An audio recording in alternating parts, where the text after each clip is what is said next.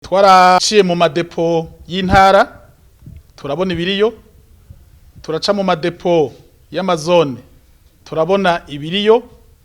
Mwarabonye yuko nko muri iriya ntara twafashe kwa karorero y'umukiya ya Cimbo muri Bubanza, mu madepo y'abidepo y'intara y'abidepo amadepo twaciyeko dusanga batanga imyavu ku rwego rw'amazone, twarasanze imyavu iriyo. Imyavu haba mu Ibubanza haba muri zindi ntara aho twaciye muri Kayanza, Ngozi, Gitega, Karusi, imyavu iza kwisonga ni imyavu ya imbura, kuko kanatsinda n'ibitigiri niyo myavu ifise ibitigiri biri hejuru. Hanyuma hariho imyavu ya ire nayo nyene iri ku rugero rushimishije, kuko ibiharuro turabifise ndabibashikiriza. Hanyuma hariho umwavu w'ubwoko bwa Bagara mu gihugu komande novuga yuko iri hasi, kuko n'amatoni 2,000 arenga ko gatoyi. Hanyuma mu ruganda kuko bazi yuko iyo bakoze yinga rimwe canke amayinga abiri ico gitigiri baba bagikoze batanguye kugikora muri iri yinga nyene dutanguye, kandi ubu tugeze ku matoni 520, tugeze ku bice 25 kwijana, bisigura yuko umurindi bariko mwiyinga ritangura iyo Bagara bazoba bayivuyeko imaze gushika mu ntara. Kandi hamwe aho mwaciye mwarabonye ko muri binyene bamaze imisi bakora iyi Bagara imaze gushikayo. No ngaho Igitega iramaze kuhashika, urugero ruracari hasi kuko batanguye hirya yejo, mugabo uko uruganda ruriko rurahingura niko iri kirashika mu ntara. Hanyuma uwundi mwavu novuga ko kandi aho twaciye twagiye tubibona ni ishwagara. Ibibazo vyagiye biraba, ariko nomenyesha yuko ishwagara ku rwego rw'igihugu tugeze ku bice 24 kwijana. Hanyuma iyo shwagara tukaba tuyitanga mu ntara zitatu zitarenga, ni intara ya Gitega, ni intara ya Muramvya, ni intara ya Mwaro.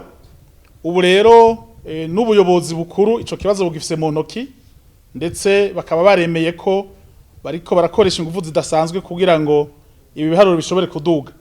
Ubu rero ico turiko turakora nuko yibonetse twihutira kuyishikana mu buryo bwihuta, turiko tujana na ya matariki abo mu gisata c'uburimyi baduha.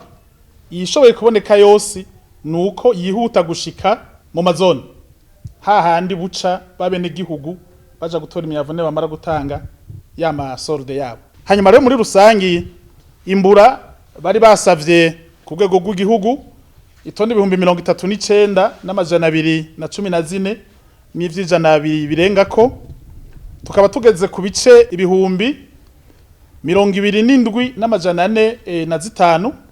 Ibi bitigire ndiko ndashikiriza n'ivyo gushika ejo itariki 14. Ntibitangaje mu nkundire subira inyuma, kuko uko twimbura niko ibiharuro bihinduka. Ico umuntu yashikirije hirya yejo sishashikiriza uyu munsi. Tugeze rero ku vy'ijana 70 birenga ko gatoyi kwijana. Hanyuma kuri ire murazi ko totahaza ubu twayivuye ko turiko turakoresha ire. Mu gihugu basavye itoni 19,780 n'ibirenga ko gatoyi. Ubu tukaba tufise mu bubiko itoni 15,093. Ivyo ni bice 76 kwijana. Hanyuma kuri ire nyene mwarabonye mu mastoka aho mwagiye muracako hariho ububiko bwagutse gusumba ubundi. Hariho nka depo y'Ingozi mwabonye mwoyimbura, baca bavuga ngo ibice ngo birenga ngwijana kwijana. Murabona nko ngaha muri Gitega baravuga yuko ire irenga ibice 100 kwijana. Hari n'ahandi tutashitse muri Cankuzo naho nyene birenga 100 kwijana.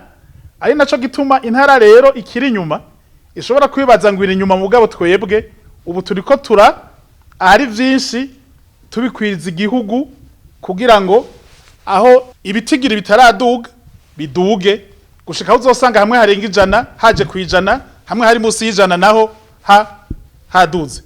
No kuvuga iyi Gitega irikira hamuramvya, iyi Gitega irikira hamwaro, ikongera ikiha Cankuzo irikira haruyigi, igahaza Rutana na za Makamba, nkuko Kirundo iriko irahamuyinga gutyo niko turiko turabikora. Nirya yimbura mwabonye Ngozi avuga ngo birega 100%, ni ukuvuga duca tubimanura bize muri Kayanza, aho mwumvise Kayanza nabavuga ngo yimbura ngwiri hasi. Nivyo rero turimwo muri kano kanya kugira ngo ibiharuro dushobore kubitunganya neza dukoresheje iki kirangamisi mu burimyi baduhaye. Turashikira abene gihugu, tugashikira abo dukorana mu gutanga ifumbire, tugashikira abafundi ku rubuga nk'aba bayobozi bayoboye ibiro vy'intara bijejwe dukikije uburimyi n'ubworozi. Abo bose rero ivyo bagenda badutekerera ingene babona ibintu biriko biragenda, biraheza natwe bikagaruka kudufasha kugira ngo akazi kacu dushobore kugategura neza. Mu mazimisi abakwirikiranye ku mbuga zimenyesha amakuru, amajambo yagiye akwiragizwa aho bavuga ko uruganda Fomi ataco rufise, uruganda Fomi rutazoshobora guhangana n'iyi season. Twashatse kwerekana ku rubuga ukuri aho kuri kugira ngo n'abene gihugu tubaremeshe, twongera ahubwo tubahamagarire hirya yejo kwitaba kamo nza numva hamwe bamaze gushikiriza ko igihe cyo gutanga ajya amasorode kigeze, boja gutora amatike yabo. Imyavu iriko irabashikira kandi yamaze no gushika ndetse mu mazone hariya hasi aho babaye.